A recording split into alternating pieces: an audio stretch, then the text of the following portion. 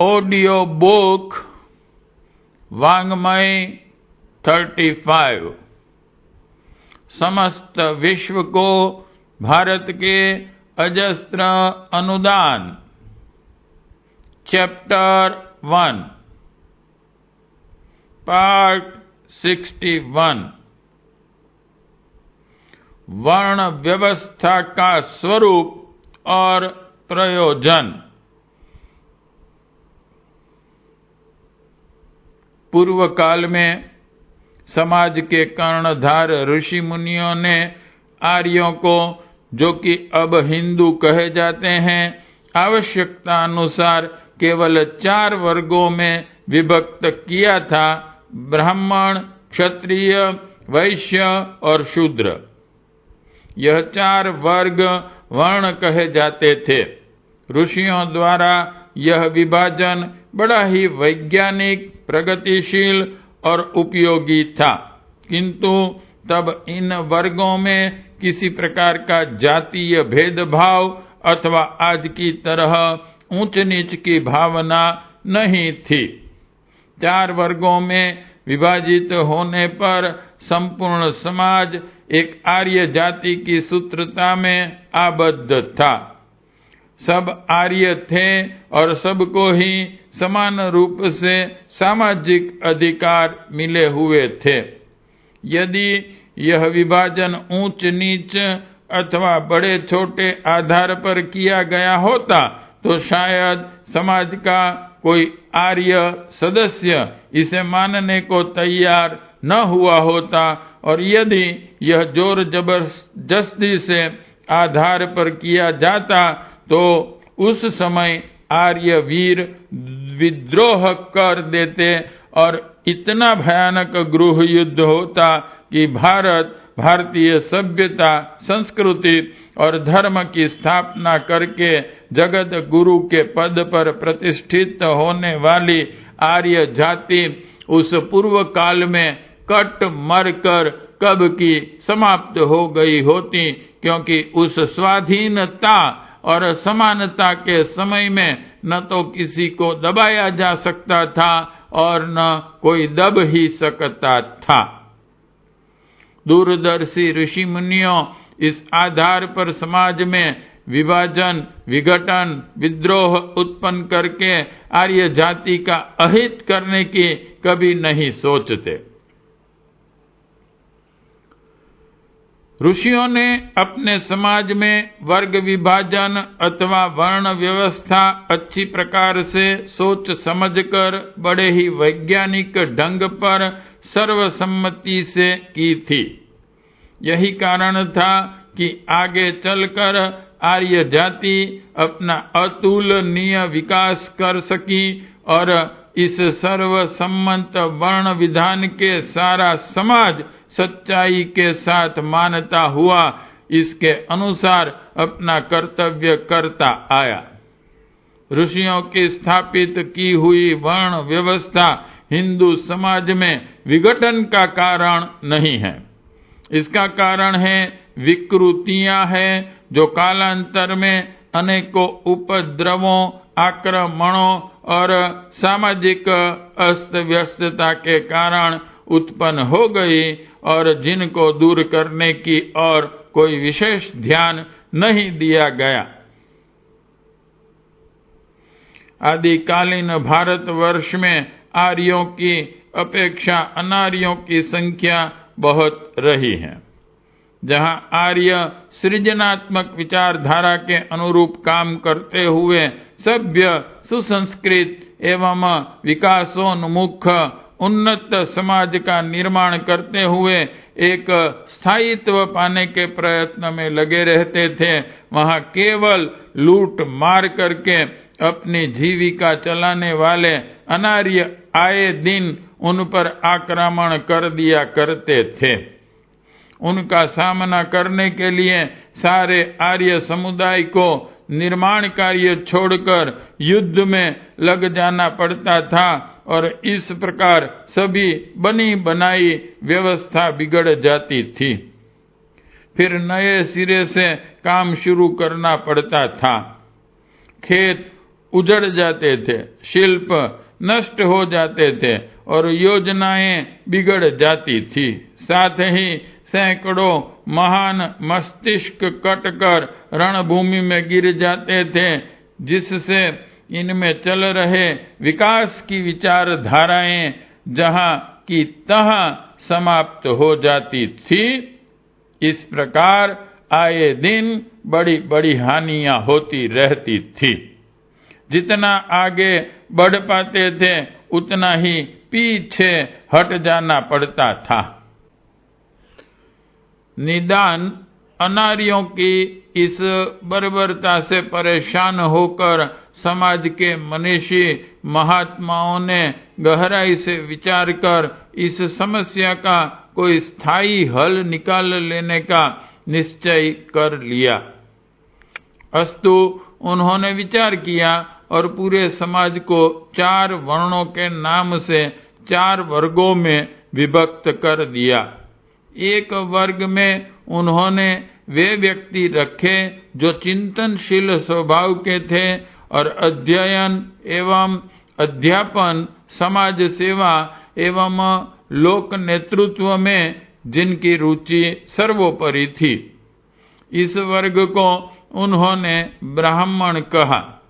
दूसरे वर्ग में वे लोग लिए गए जो स्वभाव से दुर्घर्ष और साहसी थे, शरीर से अपेक्षाकृत हृष्ट पृष्ठ और संग्राम कार्य में जिनकी रुचि सर्वोपरि थी। इनको क्षत्रिय कहा गया। तीसरे वर्ग में वे व्यक्ति शामिल किए गए जो स्वभाव से उत्पादक, संगठनकर्ता, मित व्ययी, शांत और सहिष्णु थे। कृषि एवं वाणिज्य व्यवसाय में जिनकी रुचि सर्वोपरि थी। इन तीसरे वर्ग के लोगों को वैश्य बताया गया। चौथे वर्ग में उन सब लोगों को रखा गया जो अवशेष स्वभाव, साधारण रुचि और सामान्य शिल्प के थे और जो उपयुक्त तीनों वर्गों में से किसी में भी समर्थ न हो सकते थे, उनको शूद्र की संज्ञा दी गई। ऋषियों का यह वर्ग विभाजन कितना वैज्ञानिक, व्यवहारिक और उपयोगी था, इस पर विचार करने से तो उनकी मनीषा को ईश्वरीय स्फुरण ही कहते अच्छा लगता है। पहले इस वर्ग व्यवस्था की उपयोगिता पर विचार कीजिए। किसी भी संघर्ष के समय सारे के सारे लोग दौड़कर लड़ाई में लग जाते थे और इसके पूर्व सब लोग सब कामों के करने में लगे रहते थे। इसलिए विशेष युद्धाभ्यास के अभाव में कोई दक्षता न प्राप्त कर पाते थे। फलस्वरूप एक के स्थान पर 4 मरकर शत्रुओं से पार पा सकते थे। इससे अनावश्यक जन क्षति हुआ करती थी।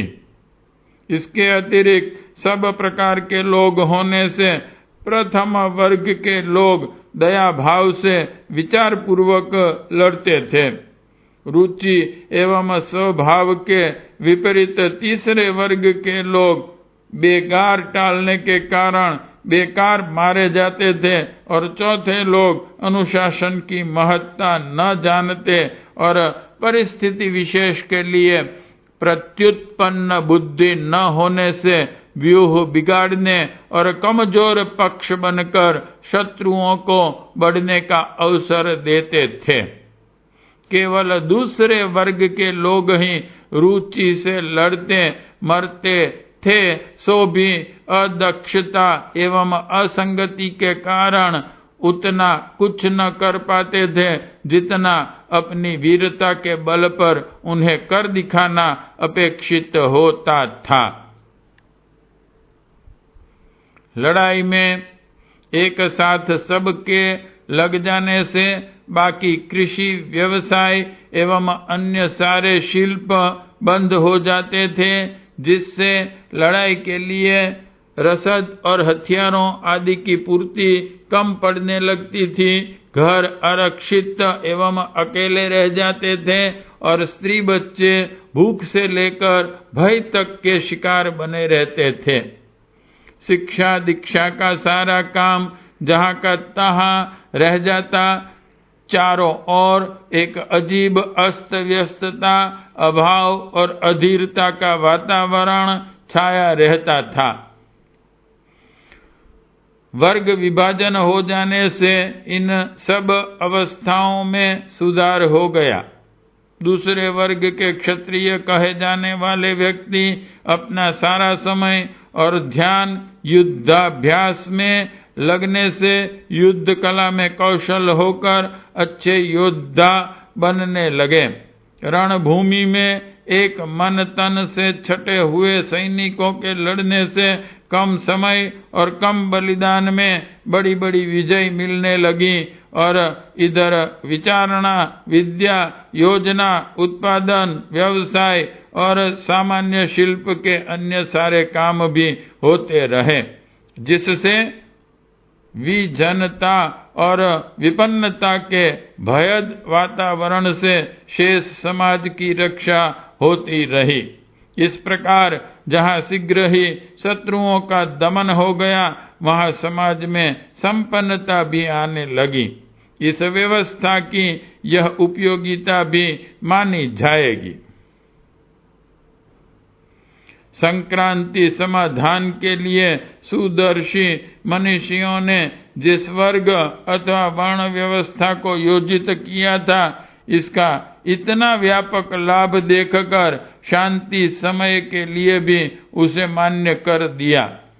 वे समदर्शी दार्शनिक यदि स्वप्न में भी यह देख पाते कि उसकी दी हुई विद्या को उनके ही अनुयायी उन्हीं के रचे हुए समाज को नष्ट भ्रष्ट करने में ही प्रयोग करने लगे, तो निसंदेह वे निर्मोही एवं निस्पृह महात्मा उस आपदकालीन व्यवस्था को उसी समय समाप्त करके कोई दूसरी व्यवस्था दे गए होते। अब यदि यह भी मान लिया जाए कि समयानुसार यदि यह ऊंच नीच भावजन्य जातिवादिता हिंदू समाज में प्रवेश भी कर गई है, तो अब बुद्धिमानी इसी में है कि युग की आवश्यकता अनुसार इसे निकाल बाहर भी किया जाए। जिस प्रकार इसे किसी विवशता से कभी स्वीकार भी किया था, तो अब इसके बहिष्कार करने में ही कल्याण है।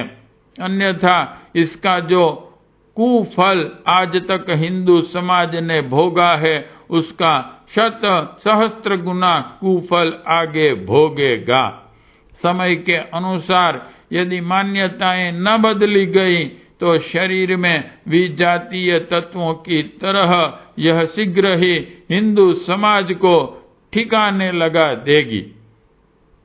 पाठ 61 समाप्त।